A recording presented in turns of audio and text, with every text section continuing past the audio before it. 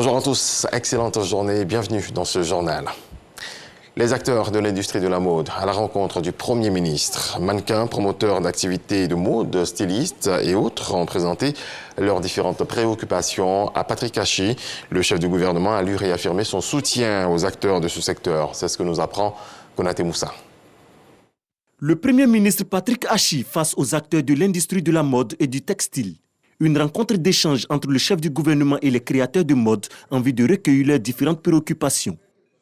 Aujourd'hui, les acteurs du secteur de la mode se sont sentis considérés, valorisés et sont prêts à prendre toutes les dispositions pour faire éclater leur génie créateur, pour vendre la Côte d'Ivoire, pour valoriser le Made in Côte d'Ivoire. Si l'État aujourd'hui, à un très haut niveau, reconnaît, n'est-ce pas, le développement de nos activités, à travers nos humbles personnes, c'est la reconnaissance, n'est-ce pas, du travail abattu pendant toutes ces années. Il a fait la synthèse de tout ce qui lui a été soumis en termes de problématiques et il a émis aussi l'intention du gouvernement avec à leur tête le président de la République, son Excellence Alassane Ouattara, de trouver des solutions dans le but que la mode soit une vitrine et un secteur pourvoyeur d'emplois.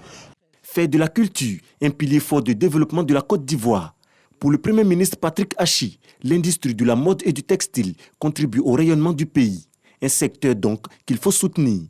On estime que ce génie créateur-là, il mérite d'être mieux connu et que ceux qui sont, je dirais, ces sources d'inspiration de ce génie, que ces personnes-là également soient des ambassadeurs du pays. L'État est conscient que ce secteur est stratégique, je dirais, pour sa croissance, est un pourvoyeur d'emplois, est quelque chose qui va, je dirais, certainement faire plus rayonner le pays, à l'intention donc de pousser ce secteur. Cette série de rencontres, la troisième du genre, initiée par le Premier ministre, a débuté le 16 septembre dernier. Patrick Hachi a déjà échangé avec les acteurs de l'industrie du cinéma et de la musique. Elle représente les entreprises auprès de l'État, chargée de les appuyer et de les former. La Chambre de commerce et d'industrie de Côte d'Ivoire présente ses missions. Son président Touré Fama, reçu par le Conseil économique, social, environnemental et culturel. Sidonie Davila nous en parle. Acteur majeur de l'émergence et de la promotion du secteur privé, la Chambre de commerce et d'industrie de Côte d'Ivoire. À la tribune, les grandes rencontres du SESEC. Son Excellence, M. Alassane Ouattara, accorde une grande importance au rôle que jouent le commerce et l'industrie, qui constituent de puissants moteurs de croissance économique et de développement. Au fin d'appréhender les enjeux, les défis et les perspectives de ces secteurs importants de notre économie, nous recevons le premier responsable de la Chambre de commerce et d'industrie de Côte d'Ivoire. Famon Touré, président de cette institution, a exposé face aux conseillers économiques les actions en faveur du développement du secteur privé, son accompagnement dans la mise en œuvre de la politique économique du pays. La Chambre de commerce et d'industrie a joué un rôle essentiel dans le développement et la diversification de l'économie ivoirienne. Elle a, par exemple, contribué à la mise en place d'infrastructures importantes et structures ainsi que des institutions comme le chemin de fer Abidjan-Niger, le WARF, le Grand Bassam, les entrepôts de stockage dans le domaine portuaire, le pesage des marchandises, la gestion de l'aéroport et la création, par exemple, de la BRVM.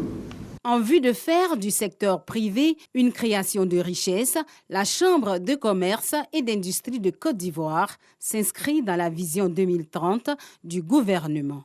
La Chambre de commerce et d'industrie se félicite d'avoir décidé d'accompagner les hommes d'affaires à capter des marchés à l'étranger. Il faut aussi féliciter le gouvernement et en particulier le président de la République. Et partout, il a défendu les entreprises ivoiriennes. La Chambre de commerce et d'industrie de Côte d'Ivoire et le SESEC, deux institutions qui décident à l'occasion de cette rencontre de sceller une alliance forte pour une synergie d'action. Une forte délégation de députés ivoiriens conduite par Adama Bictogo s'est rendue au Niger lundi dernier. Le vice-président de l'Assemblée nationale ivoirienne représentait son président, Amadou Soumaoro, à l'ouverture de la deuxième session ordinaire de l'Assemblée nationale du Niger. Konaté Moussa. Présent à Niamey pour la cérémonie d'ouverture de la deuxième session ordinaire de l'Assemblée nationale du Niger, Adama Bictogo, vice-président représentant le président de l'Assemblée nationale Amadou Soumaoro, a été reçu par Mohamed Bazoum, le président de la République du Niger. Une rencontre qui a enregistré la présence de plusieurs autres délégations parlementaires. On veut saluer le président de la République qui a fait preuve donc de disponibilité quand on connaît son programme très chargé pour nous recevoir, ce qui est encore l'expression de l'hospitalité nigérienne que nous connaissons tous. Au nom donc de tous les présidents des parlements, nous voulons exprimer notre gratitude à l'endroit non seulement du président de l'Assemblée, Seyseynou Oumarou, et du peuple nigérien qui nous a si bien accueillis. Avant cette audience, le vice-président Adama Bictogo s'est exprimé à la tribune de l'Assemblée nationale du Niger. Au nom du président de l'Assemblée nationale Amadou Soumaoro, il a salué la bonne coopération au sein des parlements de la sous-région ouest-africaine. On peut noter que la présence très importante des différents présidents de parlement témoigne de ce que la CEDEAO des peuples, l'Afrique des peuples est réellement en marche et que la diplomatie parlementaire est réellement en marche. Et on voudrait tous saluer le président Seyseynou Oumarou qui nous a reçus et qui a permis donc que cette cérémonie se tienne en notre présence. Adama Bictogo a aussi profité de son séjour pour échanger avec la communauté ivoirienne vivant au Niger. Culture de la paix aux outils et techniques de prévention et de gestion des conflits, le thème d'un atelier de 3 jours qui s'achève aujourd'hui à Yamoussoukro. C'est une formation à l'intention des médiateurs délégués, de leurs assistants ainsi que des chargés d'instruction organisée par le médiateur de la République en collaboration avec la Fondation Félix Houphouët-Boigny pour la recherche de la paix et le PNUD. Le point de Kader Sogodogo.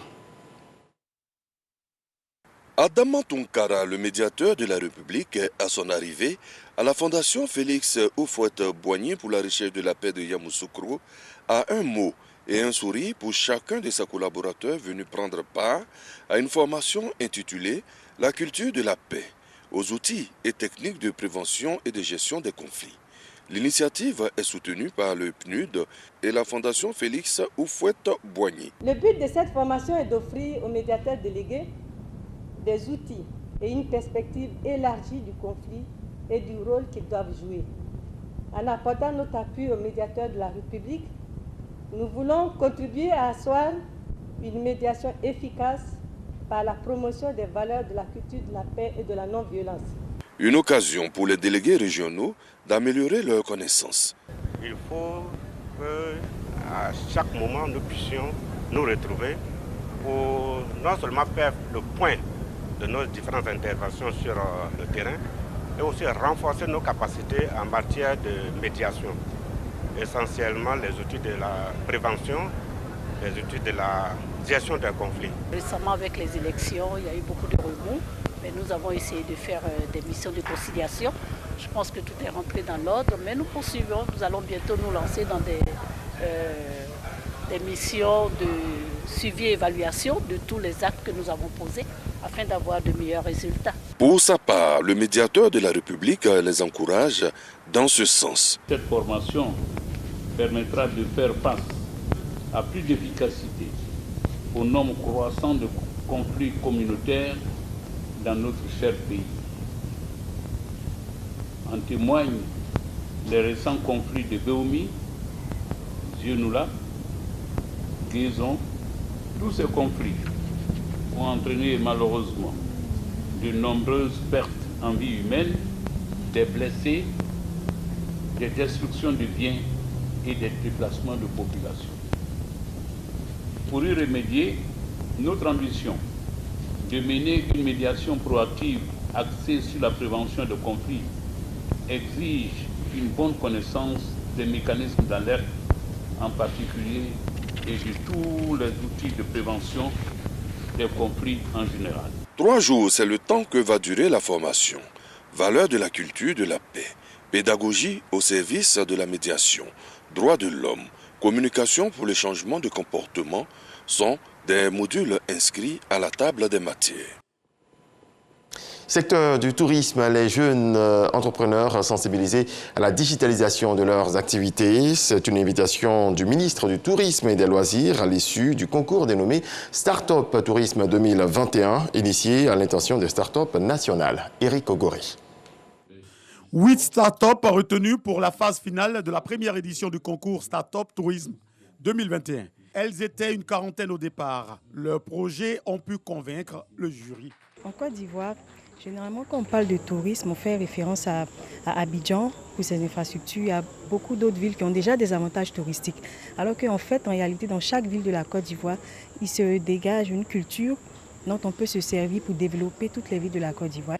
Ce concours a pour objectif d'identifier, former, accompagner les jeunes entrepreneurs qui participent au développement du secteur du tourisme.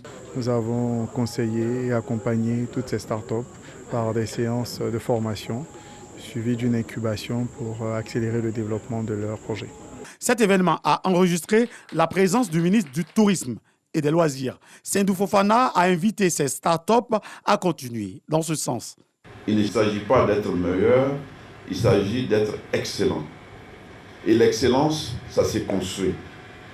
Et pour construire cette excellence, il est important pour les uns et les autres d'avoir à ne pas se mesurer aujourd'hui entre vous Ivoiriens, mais c'est de se mesurer avec les autres jeunes du monde.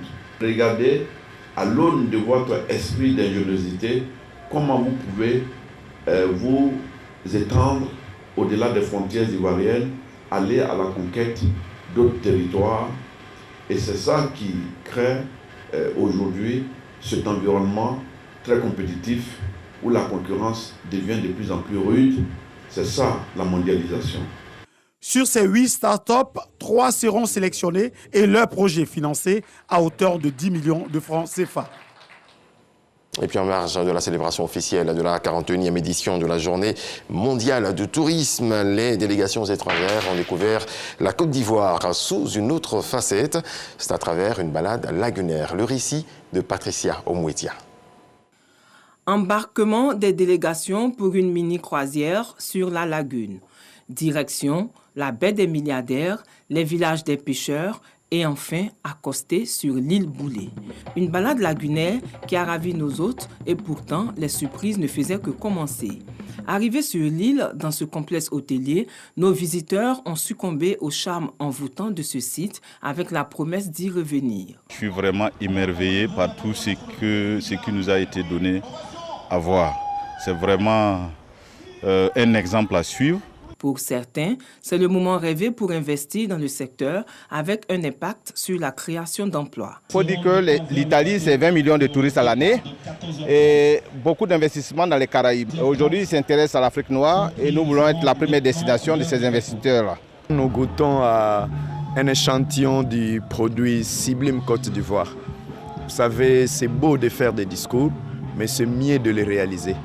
Et nous pensons que le dynamisme aujourd'hui à la tête du ministère ivoirien du tourisme, c'est ce genre de dynamisme que nous voulons en interne en Afrique. Ce cadre enchanteur a permis aux différentes délégations de pousser même la chansonnette et d'esquisser des pas de danse, notamment le ministre congolais du Tourisme qui n'a pas boudé son plaisir. Pour les premiers responsables du ministère du Tourisme et des Loisirs, cette 41e édition de la Journée mondiale du tourisme est une réussite. Il était important pour nous d'avoir leur présenté un échantillon de notre tourisme, des loisirs et des détentes, parce que la stratégie prônée par Sublime Côte d'Ivoire ambitionne de faire de la Côte d'Ivoire un hub de divertissement et de loisirs en faisant de Abidjan la base de divertissement de la sous-région. Et c'est pour ça que nous sommes venus avec eux. Les activités de découverte et de promotion du patrimoine de la destination ivoirienne se sont terminées par un dîner gala offert par notre pays. Le secrétaire général de l'OMT, au cours du dîner gala, a récompensé le groupe Magic System et certains membres des délégations étrangères présentes à ce dîner gala qui met fin ainsi à la 41e édition de la célébration de la Journée mondiale du tourisme en terre ivoirienne. Voilà, du football. Fin de la deuxième journée des phases de groupe de la Ligue européenne des champions. Le Bayern Munich a conforté sa place en tête du groupe E hier en balayant le Dynamo Kiev 5-0, tandis que le FC Barcelone s'est à nouveau incliné cette fois face au Benfica Lisbonne 3-0. Dans le groupe F, Manchester United a surpris Villarreal 2-1. Le but de la victoire inscrit dans les arrêts de jeu par Cristiano Ronaldo. À noter que Ronaldo a profité de sa titularisation contre Villarreal pour battre encore un nouveau record. Étant aligné pour la 178e fois de sa carrière en C1, il est devenu le joueur ayant disputé le plus de rencontres dans la compétition à une longueur devant son ancien équipier du Real Madrid, Iker Casillas. Voilà, c'est tout pour ce rendez-vous de l'actualité. Nous nous quittons non sans souhaiter un joyeux anniversaire à Madame Corée. Elle est ingénieure de son ici même à la RTI. Excellente journée à elle. Excellente journée également à vous. Paix dans vos foyers.